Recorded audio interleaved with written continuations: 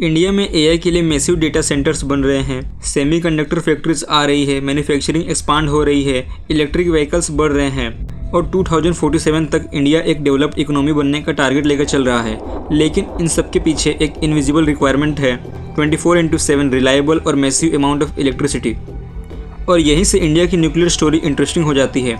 15 अगस्त को prime minister Narendra Modi ने India के न्यूक्लियर पावर एक्सपांसन को लेकर एक एम्बिशियस विजन सामने रखा। 2047 तक हम 100 गीगावाट न्यूक्लियर पावर का लक्ष्य लेकर के चल रहे हैं। इंडिया के पास एक ऐसा रिसोर्स है जिसे सालों से लॉन्ग टर्म न्यूक्लियर स्ट्रेटेजी का इंपॉर्टेंट पार्ट माना गया है, थोरियम। लेकिन थोरियम को सिंपली रिएक्टर में डालकर इलेक्ट्रिसिटी नहीं बनाई जा सकती, तो फिर इंडिया थोरियम को इतना इंपॉर्टेंट क्यों मानता है? और क्या यह वही टेक्नोलॉजी है जो फ्यूचर में इंडिया की एनर्जी स्टोरी को कम्प्लीटली चेंज कर सकती है? इसका आंसर समझने के लिए हमें प्रेजेंट में नहीं बल्कि 1950s में जाना पड़ेगा, जब इंडिया न्यूली इंडिपेंडेंट हुआ था। तब होमी जे भाभा और इंडियन न्यूक्लियर साइंटिस्ट के सामने एक फंडामेंटल प्रॉब्लम थी। इंडिया को इंडस्ट्रियलाइज करना था, इलेक्ट्रिसिटी चाहिए थी, लेकिन इंडिया के पास हाई क्वालिटी यूरेनियम रिसोर्सेज बहुत कम थे। दूसरी तरफ इंडिया के पास थोरियम के रिसोर्सेज बहुत ज़्यादा थे, लेकिन थोरियम डायरेक्टली न्यूक्लियर फ्यूल की तरह काम नहीं करता। इसलिए इंडिया ने एक लॉन्ग टर्म स्ट्रेटजी डेवलप की, 3 स्टेज न्यूक्लियर प्रोग्राम।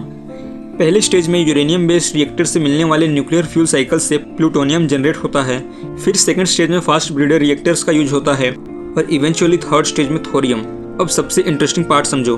थोरियम 232 खुद एनर्जी जनरेट नहीं कर सकता, लेकिन न्यूक्लियर फ्यूल साइकिल में थोरियम को यूरेनियम 233 में ट्रांसफॉर्म किया जा सकता है और फिर यूरेनियम 233 न्यूक्लियर फिजन के थ्रू एनर्जी जनरेट कर सकता है। यानी सिंपल लैंग्वेज में थोरियम से यूरेनियम 233 और फिर उससे न्यूक्लियर एनर्जी डेवलप की जा सकती है। और इसी कन्वर्जन को प्रैक्टिकल स्केल पर अचीव करना इंडिया के लॉन्ग टर्म न्यूक्लियर विजन का मेजर चैलेंज भी है। लेकिन एक क्वेश्चन अभी भी बचा है, अगर थोरियम फ्यूचर की टेक्नोलॉजी है तो इंडिया न्यूक्लियर पावर पर अभी इतना फोकस क्यों कर रहा है? इसका आंसर है इंडिया की चेंजिंग इकोनॉमी। सोलर और विंड इंडिया की एनर्जी ट्रांजिशन के एक्सट्रीमली इंपॉर्टेंट पार्ट्स है, लेकिन उनकी जनरेशन वेदर और टाइम ऑफ डे पर डिपेंड करती है।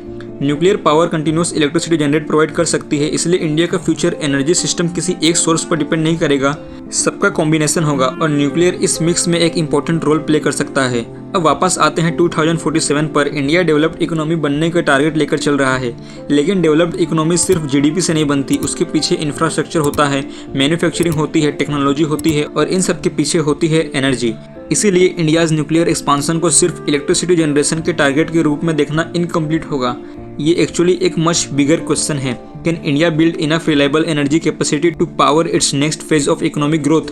और यहाँ थोरियम इंटरेस्टिंग हो जाता है, क्योंकि अगर इंडिया इवेंचुअली अपने 3 स्टेज न्यूक्लियर प्रोग्राम को सक्सेसफुली स्केल कर पाता है तो thorium India long term energy security strategy का एक इंपॉर्टेंट पिलर बन सकता है। लेकिन यहाँ एक रियलिटी है, थोरियम कोई मैजिक सोल्यूशन नहीं है, इसकी टेक्नोलॉजी बहुत ही कॉम्प्लेक्स है और कमर्शियल स्केल डिप्लॉयमेंट अभी स्ट्रेट फॉरवर्ड नहीं है।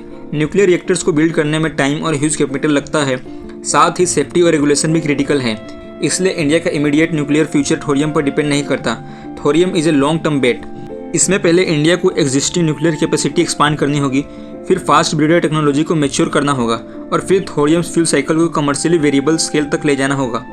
अगर इंडिया मैसिव रिन्यूएबल कैपेसिटी के साथ न्यूक्लियर पावर को स्केल करता है और इवेंचुअली थोरियम फ्यूल साइकिल को कमर्शियलाइज करने में सक्सेसफुल होता है, तो इंडिया के पास सिर्फ इलेक्ट्रिसिटी का एक और सोर्स नहीं होगा, उसके पास लॉन्ग टर्म एनर्जी सिक्योरिटी का एक स्ट्रेटेजिक एडवांटेज हो सकता है। कुछ मिनट्स पहले हमने एक सिंपल क्वेश्चन पूछा था, इंडिया को फ्यूचर में सबसे ज़्यादा क्या चाहिए? AI chips, manufacturing, EVs? Answer in सब के पीछे छुपा हुआ है इलेक्ट्रिसिटी। और इंडिया अब सिर्फ ज़्यादा इलेक्ट्रिसिटी प्रोड्यूस करने की रेस में नहीं है, इंडिया ये डिसाइड करने की रेस में है कि फ्यूचर की इलेक्ट्रिसिटी के लिए वो कितना इंडिपेंडेंट हो सकता है। यूरेनियम से शुरू हुआ एक प्रोग्राम प्लूटोनियम और फास्ट ब्रीडर्स से गुजरता हुआ इवेंचुअली थोरियम तक पहुंच सकता है। और अगर इंडिया इस सालों पुराने न्यूक्लियर स्ट्रेटेजी को सक्सेसफुली एग्जीक्यूट कर लेता है तो 2047 की इंडिया स्टोरी सिर्फ इकोनॉमिक पावर की स्टोरी नहीं होगी, it could also become a story of energy independence, and that is why India's nuclear future is worth watching.